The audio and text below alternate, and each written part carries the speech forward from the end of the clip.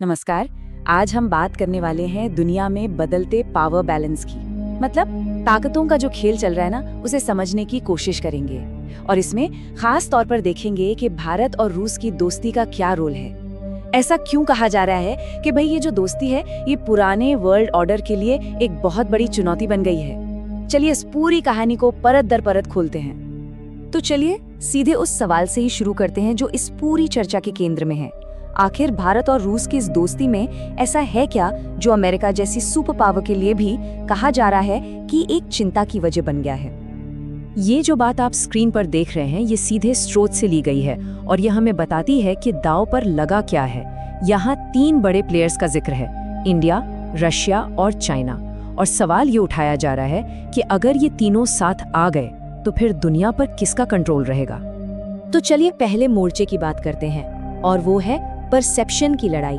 मतलब आज की तारीख में जंग सिर्फ मैदान पर नहीं लड़ी जाती, बल्कि मीडिया की हेडलाइंस में भी लड़ी जा रही है। तो ये व्हाइट मैन्स बर्डन चीज क्या है? देखिए, ये एक बहुत पुरानी सोच है, कॉलोनियल टाइम की। इसका मतलब था कि कुछ पश्चिमी देशों का ये फर्ज है कि वो बाकी दुनिया को सिविलाइज करें, मतलब सभ्य बनाएं। स्रोत का तर्क ये है कि ये मानसिकता आज भी जिंदा है, बस उसका रूप बदल गया है और अब ये मीडिया कवरेज के जरिए दिखती है।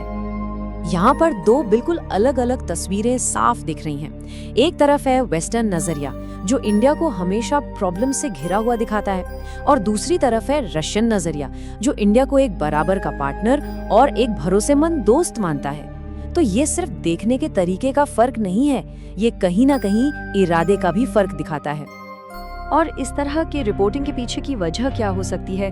देखिए, स्रोत का ये कोट काफी कुछ कहता है कि ये दूसरों को नीचा दिखाकर अपने ईगो को सेटिस्फाई करने जैसा है, ज्ञान देने से ज्यादा। चलिए अब परसेप्शन की दुनिया से निकलकर एक ठोस मैदान में चलते हैं, और वो है इकोनॉमी यानी अर्थव्यवस्था। और इस जंग का सबसे बड़ा हथियार क्या है? अमेरिकी डॉलर। अब ये सुनने में थोड़ा अजीब लग सकता है ना कि भाई सिर्फ व्यापार की करेंसी बदलने से कोई देश एक सुपर पावर को चैलेंज कैसे कर सकता है? लेकिन सारा खेल यहीं छिपा है, जिसे कहते हैं डी डॉलराइजेशन। चलिए इसको ना एकदम आसान भाषा में समझते हैं। तो ये काम कैसे करता है? देखिए, ये 4 स्टेप्स की एक प्रोसेस है। पहला, 2 देश आपस में तय करते हैं कि वो अपनी ही करेंसी में ट्रेड करेंगे, जैसे इंडिया रुपए में और रशिया रूबल में। दूसरा, इससे डॉलर पूरी तरह से इक्वेशन से बाहर हो जाता है। तीसरा, धीरे धीरे करके डॉलर पर दुनिया की डिपेंडेंसी कम होने लगती है। और चौथा, अमेरिका की वो ताकत जिससे वो किसी भी देश पर आर्थिक पाबंदी लगाता है, वो कमजोर पड़ जाती है। और यहाँ एक बहुत दिलचस्प मोड़ आता है। स्रोत ये बताता है कि वेस्टर्न देशों ने जो पाबंदियां रशिया को अलग थलग करने के लिए लगाई थी, उन्होंने अनजाने में इस आग को और हवा दे दी। देशों ने डॉलर से बचने के लिए और भी तेजी से दूसरे रास्ते खोजने शुरू कर दिए। अब आते हैं उस दोस्ती पर जो इस पूरी कहानी की नींव है। भारत और रूस का रिश्ता आखिर कितना गहरा है और आज ये इतना मजबूत क्यों हो रहा है? आइए देखते हैं कि स्रोत इस बारे में क्या कहता है। देखिए, ये कोई नई दोस्ती नहीं है। इसकी शुरुआत सोवियत के जमाने में हुई थी, जब रूस भारत के साथ तब खड़ा था जब बहुत से देश नहीं थे। और आज जब वेस्टर्न प्रेशर के बावजूद इंडिया रशिया से तेल और हथियार खरीद रहा है, तो ये दोस्ती एक नए लेवल पर पहुंच गई है।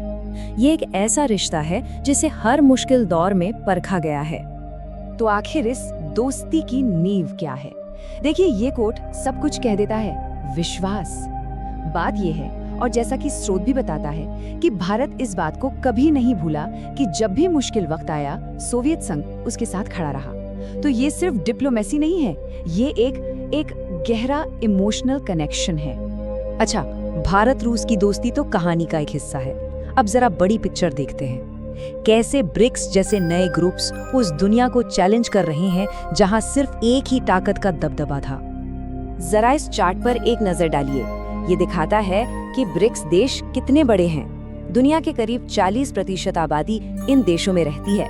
ये सिर्फ एक नंबर नहीं है, ये एक बहुत बड़ी ताकत है जिसे अब इग्नोर नहीं किया जा सकता। तो ये सिर्फ 2 ग्रुप्स की बात नहीं है, ये 2 अलग अलग वर्ल्ड व्यू, मतलब दुनिया को देखने के नजरियों की लड़ाई है। एक तरफ G7 है जो पाबंदियों और डॉलर की ताकत में यकीन रखता है, और दूसरी तरफ ब्रिक्स है जो एक मल्टीपोलर वर्ल्ड यानी कई शक्तियों वाली दुनिया और आपसी सहयोग की बात करता है। और हम फिर से घूमकर मीडिया के रोल पर आ जाते हैं। स्रोत का ये भी दावा है कि वेस्टर्न मीडिया जानबूझकर ब्रिक्स जैसे ग्रुप्स के बढ़ते असर को या तो कम करके दिखाता है या फिर उसे पूरी तरह से नजरअंदाज ही कर देता है। तो इन सब बातों का मतलब क्या निकाला जाए? क्या हम सच में एक नए वर्ल्ड ऑर्डर की दहलीज पर खड़े हैं? चलिए इस पूरे विश्लेषण के फाइनल टेकअवे को समझते हैं। स्रोत का जो मुख्य तर्क है वो ये है कि हम एक ऐसी दुनिया से दूर जा रहे हैं जहां सिर्फ एक सुपर पावर का बोलबाला था, और हम एक ऐसी दुनिया की तरफ बढ़ रहे हैं जहां कई ताकतों की बराबर की हिस्सेदारी होगी। तो अगर इसे संक्षेप में कहें तो ये बदलाव 4 मोर्चों पर एक साथ हो रहा है। पहला, मीडिया में नैरेटिव की जंग। दूसरा, इकोनॉमी में डॉलर को चैलेंज। तीसरा, भारत रूस जैसे पुराने रिश्तों का और मजबूत होना। और चौथा, ब्रिक्स जैसे नए पावर सेंटर्स का उभरना। और आखिर में एक सवाल के साथ इस चर्चा को यही समाप्त करते हैं। जब दुनिया में कई ताकतें हों और हर कोई अपनी कहानी सुना रहा हो, तो फिर ये कैसे तय होगा कि सच क्या है?